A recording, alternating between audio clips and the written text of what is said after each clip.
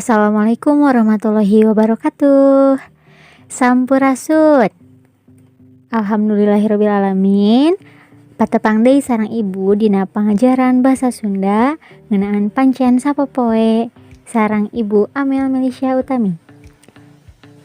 Sateuacan urang lebet kana pelajaran, di dieu aya sabaraha kompetensi dasar nyaeta nu kahiji memahami cerita bergambar tentang tugasku sehari-hari di rumah, di sekolah, dan di lingkungan tempat bermain atau tema 3. Lalu, membuat kalimat tentang tugas sehari-hari berdasarkan cerita bergambar, kemudian membacanya dengan lafal dan intonasi yang benar. Selain eta, nyata ya tujuan pembelajaran. Nu kahiji nyata setelah selesai mempelajari materi pada bagian ini, peserta didik diharapkan dapat memahami cerita bergambar dan membuat kalimat tentang tugas sehari-hari. Tabarudak, saatos urang apa kompetensi dasar sareng tujuan, sok mangga ieu mah geura siapkeun bukuna, calik sing merenah, fokus, ngadoa heula, ambeh urang tiasa diajar anu serius sareng tiasa nyandak ilmu dina pangajaran ieu. Siap? Yuk urang lajengkeun wae. Tadi saur ibu, dinten ayeuna urang bade diajar ngeunaan pancen sapopoe. Cik di dieu saha anu apal naon ari pancen sapopoe teh? Mohon leres. Pancen atawa sok disebut tugas eta teh kawajiban anu dipigawe hidup oge tangtu boga pancen, boh di imah, boh di sakola, atawa di tempat sejenna. Pancen di imah upamana mantuan bersih atau beberes. Ari pancen di sakola utamana diajar. Dina pangajaran basa Sunda ieu, ayeuna urang medar rupa-rupa pancen sapopoe anu ilahar dipigawe ku barudak saumur hidup. Hayu urang ngamimitian. Di dieu aya gambar nyaeta pancen sapopoe Dani. Di dieu aya gambar Dani nuju meresan tempat sarena. Yuk urang baca sasarengan. Dani murid kelas 2 SD. Tileutik Dani geus bisa migawe pancen. Geus teu kudu dititah, da sok hideng sorangan. Pancen Dani di imahna mimiti ti hudang sare. Dani hudang sarena sok subuh, tuluy meresan urut sarena.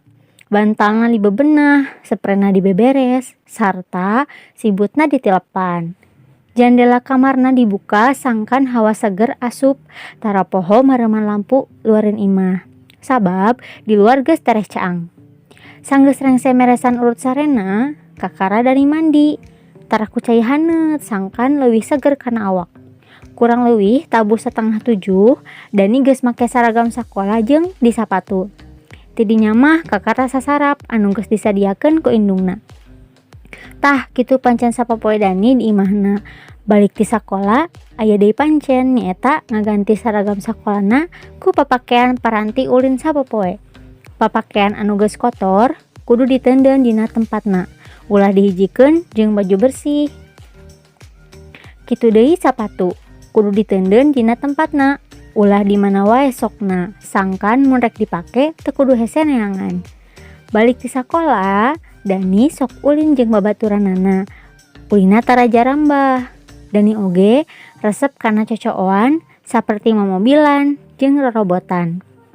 Rengse ulin, cocooanana kudu diberesan deui, diteundeun dina tempatna anu matuh. Henteu diantep sina pabalatak di mana bae. Pas sore, Dani boga pancen anu matuh, nyata ngaji ka masjid. Dani diajar maca Quran. Waktuna ti bade asar nepi ka memeh magrib. Pancen sapopoe Dani kabeh oge maksudna mah pikeun ngabiasakeun hirup disiplin. Salian ti eta ngabiasakeun hirup berseka deui. Tah, saatos urang maca bieu pancen sapopoe Dani, ibu guru bade naros. Saha di dieu anu sok mantosan mamahna? Pinter. Ibu guru ge bade naros.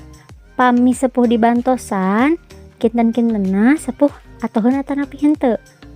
Mohon leresnya janten pami urang ngabantosan mamah atanapi apa, pasti sepuh oge ngaraos atoh ku urang dibantosan. Kitu deui pamaget atanapi istri pasti ngagaduhan pancena masing-masing. Anu istri biasana ngabantosan mamahna beberes di dapur, sasapu di buruan, atanapi wawasuh wadah. Kitu deui pameget tiasa oge mantosan apana ngumbah motor atanapi ngumbah sapeda. Komo pameget tanya ayeuna nuju usum sapedahan. Lajengkeun deui tah saatos urang maca pancen sapopoe Dani kantos aya kata-kata anu teu kahartos. Anu kahiji nyata aya pancen tiasa oge disebat tugas. Salajengna aya sasarap nyata dahar isuk. Anu katilu aya jarambah nyata indit-inditan ka tempat anu jauh ti imah. Anu kaopat nyata aya matuh atanapi angger atau tetep. Anu kalima nyata aya bada atanapi sanggeus. Anu kagenep nyata aya disiplin atanapi taat kana aturan. Salajengna nyata aya contoh kalimah. Di dieu saha anu tiasa ngadamel kalimah dinu kata pancen? Pinter. Nah, ieu contohna nya nyata pancen Rika di imahna nyaeta sasapu buruan. Aya deui muhun tiasa anu ku hidup oge sok mangga ngadamel contoh kalimah dinu kata pancennya. Anu kadua, contoh kalimah dinu sasarap. Pinter. Tiasa oge nya contohna samemeh indit sakola dina kudu sasarap heula meh henteu salatrik. Anu katilu, contohna kalimah dinu kata jarambah. Sok saha nu tiasa? Pinter. Contohna nyata mun ulin teh tong jarambah teuing bisi poho jalan balik. Anu kaopat, terakhir contoh kalimah dinu kata matuh. Pinter. Ngagawean pancen teh kudu matuh ambeh disiplin. Pinter anak-anak ibu.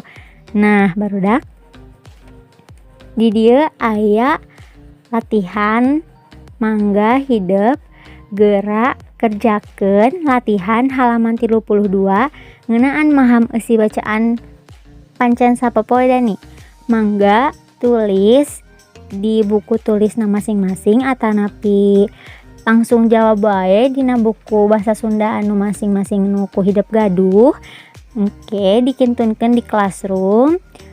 Tong hilapnya ngerjakeunna sing serius.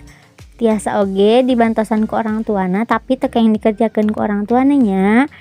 Sumangat terus, mudah-mudahan ilmu anu ku ibu dipasihkeun sing bermanfaat kanggo hidup, kanggo kapayuna oge. Sakitu anu tiasa kapihatur, hapunten upami aya kalepatan bodina ucapan atanapi paripolah. Wassalamualaikum warahmatullahi wabarakatuh.